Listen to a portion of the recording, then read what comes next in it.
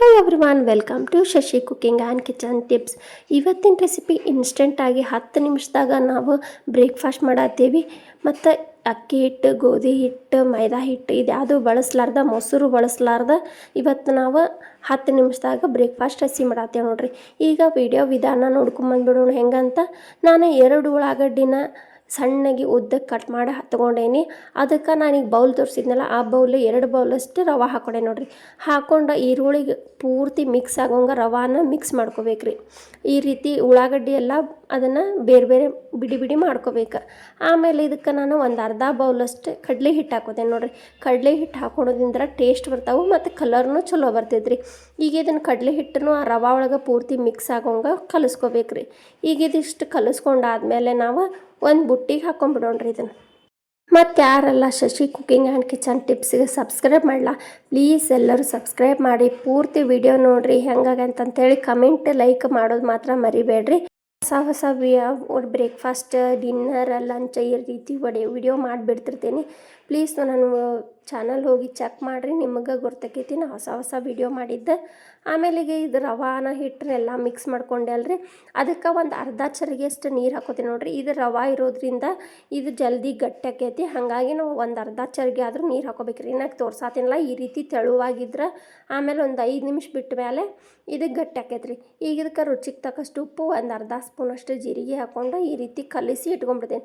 ಇಷ್ಟು ತೆಳು ಆತು ಹೆಂಗೆ ಅನ್ನೋಕೆ ಹೋಗ್ಬೇಡ್ರಿ. ಇದು ಒಂದು 5 ನಿಮಿಷ ಸೈಡ್ಗೆ ಇಟ್ಕೊಂಡ್ಬಿಡೋಣ ಬಾಯಿ ಮುಚ್ಚಿ.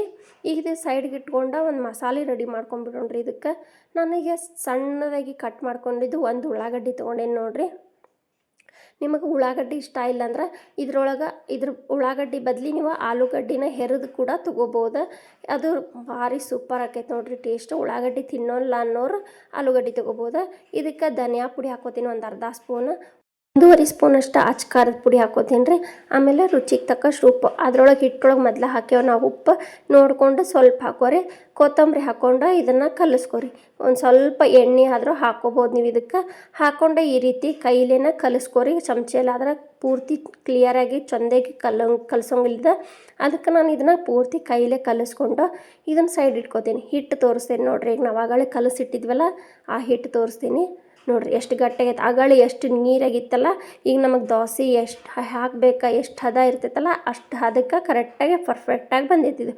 ಈಗ ಇದು ಏನೂ ಇಲ್ಲ ರೀ, 10 ನಿಮಿಷದಾಗ ಬ್ರೇಕ್ಫಾಸ್ಟ್ ಅಂದ್ನಲ್ರಿ ನಾನು. ಈಗ ಇದನ್ನು ರೆಡಿ ಮಾಡ್ಕೊಂಬಿಡೋಣ ಬರ್ರಿ. ಗ್ಯಾಸಿನ ಮ್ಯಾಗ ಹಂಚು ಕಾಯಕ್ಕಿಟ್ಟಿದ್ದೆ, ಅದಕ್ಕೆ 1 ಸ್ಪೂನಷ್ಟು ಎಣ್ಣೆ ಹಾಕ್ಕೊಂಡು ಈಗ ಈ ರೀತಿ ಪೂರ್ತಿ ಹರಡ್ಬೇಕು ರೀ ದೋಸೆ ಮ್ಯಾಗ. ಹಂಚು ಚಲೋ ತಂಗೆ ಕಾಸ್ಕೋರಿ. ಹಸಿ ಹಂಚು ಮೇಲೆ ಹಾಕಕ್ಕೆ ಹೋಗ್ಬೇಡ್ರಿ, ಯಾಕಂದ್ರೆ ಅದು ಒಂದೀಟು ಚಲೋ ಆಗಲ್ಲ. ಪೂರ್ತಿ ಜೋರಾಗಿಟ್ಟು ಕಾಸ್ಕೊಂಡು ಆಮ್ಯಾಗ ಇದು ಹಾಕ್ಕೊಳ್ಬೇಕಾರೆ ಸಣ್ಣ ಮಾಡ್ಕೊರಿ ನೋಡಿರಿ. ಈಗ ನಾನು ಅದನ್ನು ಹಿಟ್ಟನ್ನೆಲ್ಲ ಪೂರ್ತಿ ಹರಡ್ಕೊಂಡು ಇದನ್ನು ಈ ರೀತಿ ಮಸಾಲೆ ರೆಡಿ ಮಾಡಿಟ್ಕೊಂಡಿದ್ವಲ್ಲ ಅದನ್ನು ಈ ರೀತಿ ನಡುವಷ್ಟು ಹಾಕೋತೀನಿ ನೋಡಿರಿ.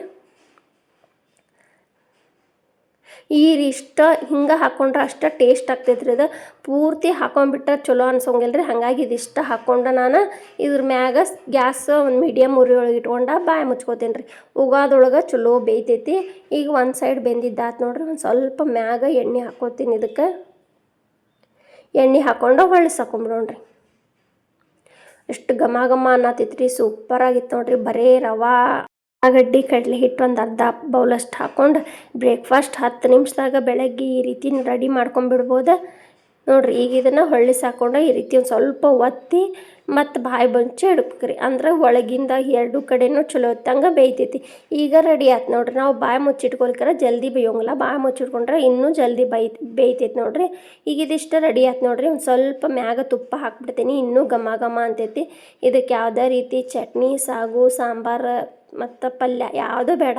ಇದಿಷ್ಟು ಮಾಡಿಕೊಟ್ಬಿಟ್ರೆ ಬೆಳಗ್ಗೆ ಬ್ರೇಕ್ಫಾಸ್ಟ್, ಲಂಚ್ ಬಾಕ್ಸಿಗೆ ಆತ, ಮಕ್ಕಳಿಗೆ ಬಾಕ್ಸಿಗೆ ಆತ, ಯಾವುದಕ್ಕಾದ್ರೂ ನೀವು ಹಾಕ್ಕೊಡ್ಬೋದು ರೀ ನೋಡಿರಿ. ಬೆಳಗ್ಗೆ ಟೈಮ ಚಪಾತಿ, ಪಲ್ಯ, ದೋಸೆ, ಪಡ್ಡು ಇಂಥದ್ದೆಲ್ಲ ಮಾಡೋಕ್ಕೆ ಟೈಮ್ ಇರೋಂಗಿಲ್ಲ. 2 ಟೈಪ್ ಈ ರೀತಿ ಒಂದೇ ರೀತಿ ಮಾಡಿಕೊಟ್ಬಿಡ್ರಿ. ಮಕ್ಕಳೂ ಇಷ್ಟಪಡ್ತಾರೆ ಮತ್ತು ದೊಡ್ಡೋರಿಂದ ಹಿಡಿದು ಚಿಕ್ಕವ್ರವ್ರಿಗೂ ಖುಷಿಪಟ್ಟು ತಿಂತಾರೆ. ಇದೇ ಥರ ವಿಡಿಯೋ ನೋಡಿರಿ, ಸಪೋರ್ಟ್ ಮಾಡಿರಿ. ಇಷ್ಟ ಆದ್ರೆ ನೀವು ಮನೆಯೊಳಗೆ ಮಾಡ್ಕೊಂಡು ತಿಂದು ಹೆಂಗಾಗತ್ತಂತೆ ಕಮೆಂಟ್ ಮಾಡಿರಿ. ಲೈಕ್, ಶೇರ್, ಕಮೆಂಟ್, ಸಬ್ಸ್ಕ್ರೈಬ್ ಮಾಡೋದು ಮಾತ್ರ ಮರಿಬೇಡ್ರಿ. ಮತ್ತು ನಾ ಈಗ ಮಾಡತ್ತಿದ್ದ video TV tab mobile computer ಇದೆಲ್ಲ ಕಡೆ ಬರ್ತಿರ್ತೈತಿ. ನೀವು ಎದ್ರೊಳಗಿಂದ ಯಾವ ಊರಿಂದ ನೋಡಾತ್ತೀರಿ ಕಮೆಂಟ್ ಮಾಡಿ ಹೇಳ್ರಿ. Thank you for watching. ಧನ್ಯವಾದಗಳು.